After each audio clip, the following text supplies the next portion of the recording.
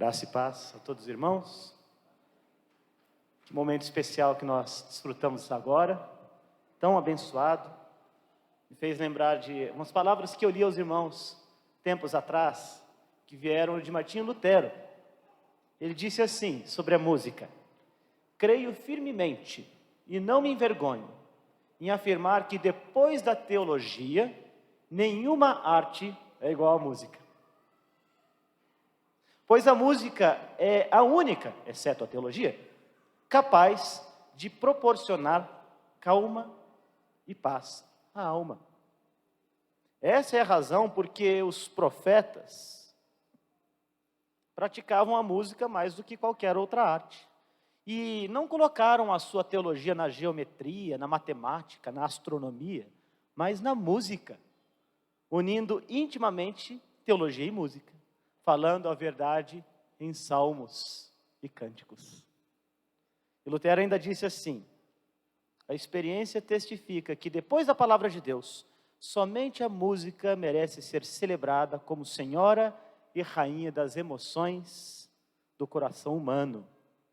E a música serve para a promoção da fé, para a promoção do amor. Graças a Deus pela música, este dom de Deus, que nós hoje recebemos e celebramos pelo cântico das crianças, pelo cântico de crentes, que expressaram pelo dom e pela arte da música, esse grande amor de Deus em nossas vidas.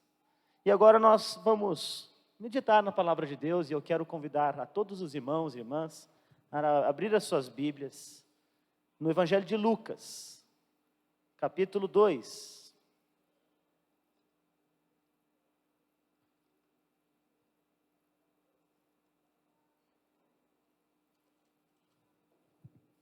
Lucas, capítulo 2, dos versos 25 a 35. Diz assim a palavra de Deus: havia em Jerusalém um homem justo chamado Simeão, homem justo, piedoso, que esperava a consolação de Israel. E o Espírito Santo estava sobre ele. Revelara-lhe o Espírito Santo que não passaria pela morte antes de ver o Cristo do Senhor. Movido pelo Espírito, foi ao templo, e quando os pais trouxeram o menino Jesus para fazerem com ele o que a lei ordenava, Simeão o tomou nos braços e louvou a Deus, dizendo: agora, Senhor, podes despedir em paz o teu servo, segundo a tua palavra, porque os meus olhos já viram a tua salvação, a qual preparaste diante de todos os povos, luz para a revelação aos gentios e para a glória do teu povo de Israel. E estavam o pai e a mãe do menino admirados do que dele se dizia. Simeão os abençoou e disse a Maria, mãe do menino: eis que este menino está destinado tanto para a ruína, como para o levantamento de muitos em Israel, e para ser alvo de contradição. Também uma espada traspassará a tua própria alma, para que se manifestem os pensamentos de muitos corações. Vamos orar. Senhor, nós estamos aqui diante da tua palavra, a qual pedimos que o Senhor use esta noite para falar a todos nós, para falar aos nossos corações. O nome do Senhor Jesus Cristo seja glorificado entre nós. Amém. Amém. Você já desejou ardentemente alguma coisa na sua vida? Alguma coisa que você desejou e pela qual você trabalhou e esperou a vida inteira para acontecer?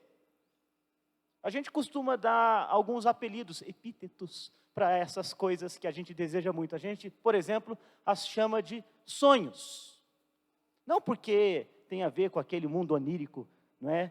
Daquelas coisas que nós produzimos na mente quando a gente dorme, mas porque essa linguagem figurada, ela diz respeito àquelas coisas às vezes inatingíveis, difíceis de serem alcançadas, e a gente é até ensinado a correr atrás dos sonhos, não é mesmo? Alguns sonhos nossos, alguns desses desejos do coração, são desejos assim, palpáveis, coisas que dá para a gente fazer, coisas que a gente pode alcançar. Por exemplo, casar. Muita gente sonha em casar, ter um bom casamento. Muita gente sonha com o nascimento do filho ou da filha. Outros, talvez sonhem com a formatura em uma boa faculdade, ou com aquela proposta de emprego, em passar em algum concurso, alguma coisa que normalmente muda a vida da gente, e a partir da qual a vida da gente vai agora girar em torno, vai orbitar. Talvez a gente ainda sonhe com a compra de uma casa, ou de uma viagem muito especial que a gente deseja realizar. Há muitos sonhos que nós buscamos, pelos quais nós anelamos. Alguns são palpáveis, outros talvez sejam muito difíceis.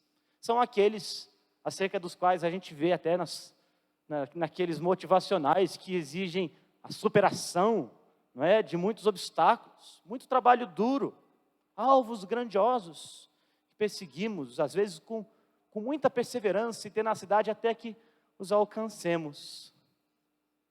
E de alguma maneira parece que a nossa vida é assim, ela é feita desses desejos, desses sonhos, não é mesmo?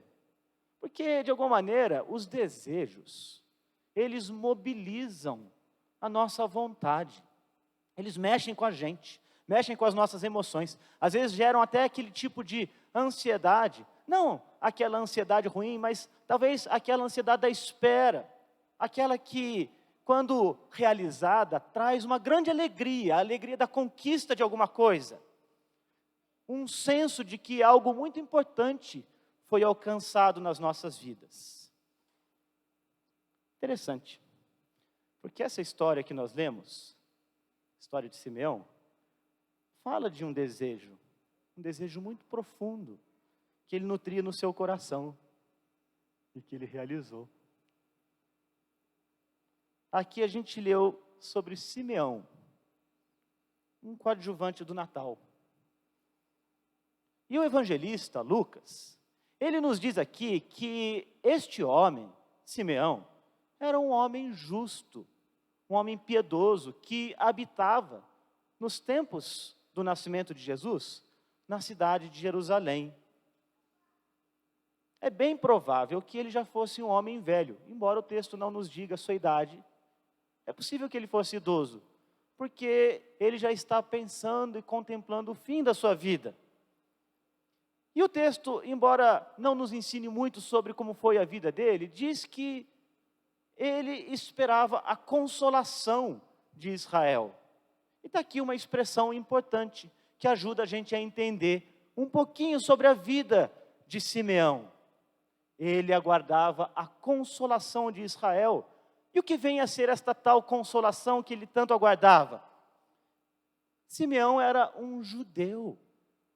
Ele nasceu naquela comunidade dos judeus, naquele povo que tinha na sua tradição, nos seus ensinos, desde os tempos remotos, desde a antiguidade, livros proféticos, de profetas do passado, que prometiam, pela revelação de Deus, que um dia o povo de Israel seria redimido, visitado pelo próprio Deus, com graça, trazendo consolação e descanso para um povo que estava em sofrimento. Há muitas profecias que fazem referência à consolação de Israel.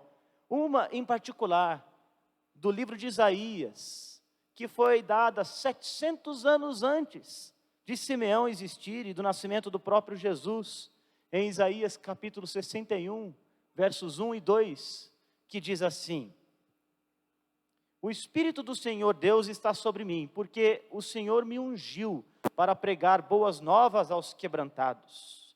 Enviou-me para curar os quebrantados de coração, para proclamar a libertação aos cativos e pôr em liberdade os algemados, a apregoar o ano aceitável ao Senhor e o dia da vingança de nosso Deus, e a consolar todos os que choram. Esta consolação, aguardada por Simeão, o Simeão de nossa história, era uma promessa antiga, dada por Deus aos seus antepassados, por meio dos profetas, que dizia que o povo um dia seria visitado pelo próprio Deus, e que todas as suas chagas seriam curadas, que todas as suas lágrimas seriam enxugadas, que toda a sua miséria e toda a sua luta um dia chegariam ao fim, e que Deus haveria de Ele mesmo enviar um libertador que traria consolo e paz. E o texto nos diz que Simeão cria nessas promessas. E foi Deus mesmo quem assegurou pelo próprio Espírito Santo de que ele, Simeão, um dia veria ser cumprida a promessa da vinda do Consolador. Ele queria ver o Cristo, o Senhor. E Cristo é uma palavra importante aqui também, neste desejo do coração de Simeão, porque ela significa, esta palavra, ungido, quer dizer, o Messias das promessas antigas, o Messias consolador. Ele sabia que esta consolação viria por meio deste ungido, por meio daquele prometido pelo próprio Deus, que traria luz aos homens, traria paz aos homens, que traria consolação aos homens, que traria cura aos homens, que traria salvação aos homens. Ele esperava o Messias, e então ele é movido pelo Espírito de Deus e vai ao templo. E aqui, algo para a gente pensar, porque este templo, que havia sido instalado lá na cidade de Jerusalém, no alto do Morro Moriá, no mesmo lugar onde Isaac fora levado séculos e séculos atrás para ser sacrificado diante do Senhor, o mesmo lugar onde se instalou o tabernáculo, aquele lugar onde Deus se manifestara graciosamente a Abraão, ali foi construído um templo, que significaria a própria presença de Deus no meio do seu povo. O templo era o lugar onde o nome de Deus era invocado, era um lugar para onde todos os fiéis da antiguidade, do povo de Israel, migrava de tempos em tempos para oferecer o seu culto a Deus, para oferecer adoração ao Deus de Israel. O templo era lugar de esperança, o templo era lugar de fé, o templo era lugar de oração. E é nesse lugar de fé, de oração e de esperança que Simeão encontra com os pais de Jesus. Ele chega, aqueles pais, ainda atônitos com tudo quanto lhes acontecera nos últimos tempos, cumprindo a lei de Deus, tendo feito a circuncisão do menino, e mais tarde, tendo cumprido os dias da purificação, tanto principalmente de Maria, neste caso, que foi quem deu a luz. Eles se apresentam no templo, e ali então chega este homem idoso, diante deles. E ele vê aquele menino nos braços, de José e de Maria. E o homem velho vai na direção daqueles pais, toma aquela criança nas mãos e pronuncia estas palavras, que se tornaram famosas na história da igreja, que em latim se lê: Nunc dimittis servum tuum Domine, secundum verbum tuum in pace, que significa: agora, Senhor, podes despedir em paz o teu servo, segundo a tua palavra. Esta frase se tornou um cântico, o cântico que celebra a chegada do bebê Salvador. Ao longo de séculos e séculos, agora, na nossa era, na história da igreja, a liturgia cristã do Natal, de diversas tradições cristãs, inclusive a nossa tradição protestante, tem feito desta oração de Simeão um cântico pelo qual a chegada da salvação na pessoa de Cristo é celebrada. A salvação que Deus estende a todos os homens, todos os povos, e que conta a história de Deus visitando a humanidade por meio do seu ungido, o seu Filho, o Messias, que veio trazer consolação aos homens. E ainda diz o cântico que este Messias Salvador, que chega por meio de Maria na terra de Israel, haveria de ser a luz de todo o mundo. Todas aquelas promessas antigas diziam que Jesus, o Messias, ele haveria de abençoar todas as nações da terra. E aqui na palavra profética de Simeão nos é dito que ele é luz para a salvação dos gentios. E nós que aqui estamos, que somos gentios, nós que cultuamos a Cristo hoje, que ouvimos estes cânticos que contam a bela história do Salvador, somos frutos desta palavra profética de Simeão,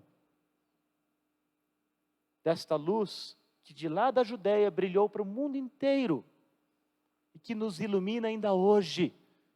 Jesus, a luz dos homens, Messias. E aqui Simeão expressa essa alegria porque os seus olhos viram a salvação na pessoa daquele pequeno bebê, do Senhor Jesus Cristo. Salvação preparada por Deus desde tempos eternos, para todos os povos. E agora aquela promessa que moveu Simeão durante toda a sua vida, é o que lhe daria paz, até mesmo na sua morte. Atente para isto. A esperança do Messias, a esperança do Consolador, algo que o próprio Espírito de Deus implantou no coração de Simeão. Estas promessas antigas, que estavam ali no coração daquele homem já idoso, é o que informaram a sua vida inteira, e o que lhe dariam também paz, até mesmo para o dia da sua partida. Então toda a trajetória da vida de Simeão, tinha o Messias no centro. Ele estava no centro dos desejos, da vontade, dos sonhos, dos anelos, das aspirações, de tudo quanto ele desejava e esperava, da sua esperança maior. Era o Messias, era Jesus. Este era o desejo do seu coração. Foi isso que mobilizou a sua vontade. É isso que mexia com as suas emoções. Ele queria ver o ungido de Deus. Ele queria ver o Messias, acerca de quem ele orava todos os dias. Aquele que ele esperava, sempre que visitava aquele templo, lugar de esperança e de oração. Ele queria ver o Consolador de Israel, aquele mesmo que moldou o seu caráter, que fez dele um homem justo e piedoso. Lucas nos diz que a sua justiça e piedade eram obra do Espírito de Deus. Não é que o Espírito de Deus estava sobre ele porque ele era justo e piedoso, mas porque o Espírito de Deus estava sobre ele e ele foi homem justo e piedoso. E isto então encheu o seu coração de esperança na chegada do Messias. Ele queria conhecer Cristo, o Senhor, e quando ele o viu, quando ele reconheceu Jesus, ainda bebê, tão pequenininho, tão indefeso, aquele que, todavia, como Lutero disse, com o seu balbuciar infantil sustentava terra e céu pela palavra do seu poder. Jesus, ele viu aquele menino e não pôde se conter. Ele o apanhou nos braços, aquele pequeno bebê, e o abençoou. Ele louvou, ele viu Jesus e entendeu quem Jesus era. E isto bastou para Simeão. Quando ele viu Jesus, isso bastou para Simeão. Era tudo que ele precisava. Tudo mais era menos importante. Ou nada mais tinha tanta importância. Ele tinha Jesus. Ele tinha Jesus nos braços. Seu maior desejo. Ele viu naquele pequeno bebê o cumprimento das promessas da antiguidade. O cumprimento das promessas que Deus dera aos seus antepassados. Ele viu a palavra de Deus sendo cumprida e ele mesmo pôde segurar em suas mãos a própria palavra de Deus. E agora, cheio de gratidão, ele tem consolo. E prorrompe. Ele não pode suportar, ele precisa expressar este amor, ele precisa expressar essa gratidão, ele precisa expressar esta alegria, esta felicidade, esta plenitude de alma, de ter o Salvador em suas mãos. E ora. Esta oração se tornou um cântico, mas foi uma oração que ele levantou a Deus, que foi toda suficiente para dar significado à sua vida inteira, a toda a sua trajetória de vida. Agora, ele poderia até partir, porque ele estava em paz. Sabe? Muito interessante, porque esse menino que Simeão tomou nos braços, um dia, quando já homem, entrou em uma sinagoga, lá na sua cidade de Nazaré, pediu o livro da lei. Ele quebrou o protocolo naquele dia, porque normalmente o livro era lido por um leitor, e o rabi depois fazia a explicação, mas ele pediu para que o livro lhe fosse entregue, e ele mesmo fez a leitura do livro da lei. Silêncio e perplexidade na sinagoga, todos atentos para ouvir o que o filho da casa diria, talvez tendo crescido naquela sinagoga como menino. E ele leu, e a voz dele se fez ouvir em todo o recinto, e eles ficaram admirados, quando ele leu aquele texto, de Isaías 61, versos 1 e 2. O Espírito do Senhor está sobre mim, porque o Senhor me ungiu para pregar as boas novas aos quebrantados. Enviou-me a curar os quebrantados de coração e a proclamar a libertação aos cativos, e a pôr em liberdade os algemados, a apregoar o ano aceitável ao Senhor e o dia da vingança do nosso Deus, e a consolar todos os que choram. Quando ele leu este texto, ele fechou o livro e disse assim: hoje essa profecia foi cumprida. Jesus era o consolador de Israel e a luz dos gentios, aquele que o próprio Pai ungiu para pregar as boas novas aos quebrantados, que enviou para curar os quebrantados de coração, para proclamar a libertação dos cativos e a pôr em liberdade todos os algemados. E foi esta segurança que deu paz e alegria ao coração do velho Simeão, quando ele segurava aquele bebê, o Consolador de Israel. E o texto segue dizendo que quando Simeão proclamou aquelas coisas todas elevadas, os pais de Jesus, José e Maria, ficaram atônitos, impressionados com o que eles ouviram, porque tudo era muito impressionante para eles. A anunciação dos anjos, a concepção milagrosa, a visita dos magos, dos pastores, e agora a bênção de Simeão. E Simeão segue dizendo que Jesus, pequeno bebê, o Consolador de Israel, ele geraria controvérsias. Ele geraria controvérsias, ele vai dizer que ele seria ruína para alguns, que alguns cairiam diante do seu nome, e que outros seriam levantados. Deixa eu perguntar para você, 2000 anos depois, não é assim ainda hoje? O nome de Jesus ainda divide o mundo. Há aqueles que têm ódio do Cristo e que se opõem a Ele. Há aqueles que o rejeitam, que rejeitam os seus consolos, e que são indiferentes, e que não o amam, e que não fazem dele a sua esperança. Mas há aqueles que, movidos pelo Espírito, quando vem Jesus, encontram paz. Quem é Jesus para você hoje à noite? Perscruta o seu coração. Faça-se esta pergunta: quem é Jesus para você esta noite?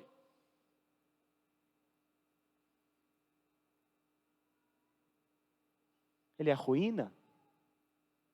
Ou é aquele que te levanta? É Jesus o seu maior bem, a sua plenitude e felicidade, como foi com Simeão, a ponto de que você tenha nele a semelhança de Simeão, aquele tipo de alegria, de uma vida inteira e paz até mesmo na hora da sua partida. Jesus é quem te levanta. Ou você o rejeita, ou o nome dele representa a sua ruína. Para Simeão, está claro, só o Messias é que dava sentido à sua vida, à sua própria existência. Tudo quanto ele cria, tudo quanto ele aspirava, tudo quanto ele desejava na vida, era o Messias, era conhecer o seu Salvador. E ele estava certo, porque a Escritura vai nos ensinar que é só Jesus que dá sentido à nossa vida, só Ele que nos liberta das nossas algemas, das contradições do nosso coração, dos nossos desejos egoístas e ensimesmados, que nos concede a consolação real. E aqui, Simeão, com o seu cântico, ele nos convida, a todos nós, a compartilhar da alegria que ele mesmo sentiu de ter no Salvador a razão da sua vida. Faça como Simeão. Faça como Simeão e como incontáveis de cristãos ao longo da história. Que Jesus seja a sua consolação, que Ele seja a sua paz, que Ele seja o cerne de sua vida, em torno do que tudo mais orbita.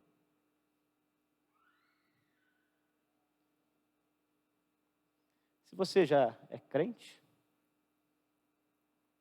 então, faça o seguinte: dirija, mobilize os desejos do teu coração para Cristo, como Simeão fez, para que toda a sua esperança esteja firmada nele, e nele somente. Olha, nós temos, meus irmãos, os nossos desejos e sonhos, nesse pouco tempo de vida que a gente desfruta. Nós lutamos e buscamos muitas coisas, mas aqui, Simeão, homem justo e piedoso, nos ensina a colocar o Messias, o ungido, no centro, em primeiro lugar nas nossas vidas, de modo que nada mais seja tão importante na vida e na morte, do que ter diante de nós o nosso Salvador. Se você é crente, tenha Cristo no centro da sua vida. Você é chamado a fazer de Jesus o centro da sua vida, mesmo sabendo que o nome de Jesus gera controvérsias, que pode produzir até perseguição. Mas é só por meio da luz deste Salvador, na igreja, que a salvação é anunciada a todos os homens, aos gentios, a todos os povos. Você, crente, é chamado a fazer de Jesus o centro da sua vida, o centro da sua trajetória, para que você possa finalmente viver uma vida justa e piedosa, pelo poder do Espírito Santo. Você é chamado a fazer de Jesus o centro da sua vida, porque só assim você vai encontrar felicidade, você vai encontrar plenitude, e você vai encontrar uma paz tão real, tão concreta, tão palpável, tão tocante, que te fará olhar para até mesmo para o momento da sua partida, como sendo glorioso, porque ele te leva para mais perto de Jesus. Nós temos no cântico de Simeão um lindo convite para as pessoas de fé, para que tenham Jesus como centro de suas vidas e de suas vontades. Nós temos no cântico de Simeão um lindo convite para aqueles que não conhecem a Jesus, para fazer dele a sua salvação. Sabe de uma coisa? Isso vai mudar a sua vida. Isso vai mudar a sua história. Isso vai mudar a sua trajetória. Isso vai mudar as suas vontades. Isso vai mudar os seus anelos. Isso vai mudar tudo na sua existência. Só Jesus pode fazer isto. Creia nele. Tenha nele o seu consolo. Siga o Senhor Jesus Cristo e faça dele o centro da sua vida. Para a glória dele mesmo, para o seu bem e o bem da sua alma. Amém. Vamos orar. Senhor, nós te bendizemos por esta porção tão bonita de tua palavra, que nos conta sobre o cântico de Simeão, servo do Senhor, que diante da própria salvação do bebê Jesus, exultou de alegria, pronunciou bênçãos e cantou diante do Senhor naquele templo. Pedimos que o teu Espírito faça o mesmo conosco, que faça de Cristo o nosso tudo, que Ele seja o centro das nossas vontades, do nosso desejo, da nossa esperança, e que todo o nosso ser seja mobilizado pela realidade do Cristo vivo em nossos corações. Eu peço que o Senhor abençoe a meus irmãos e irmãs nesta noite, com a tua graça, com a tua presença. Amém.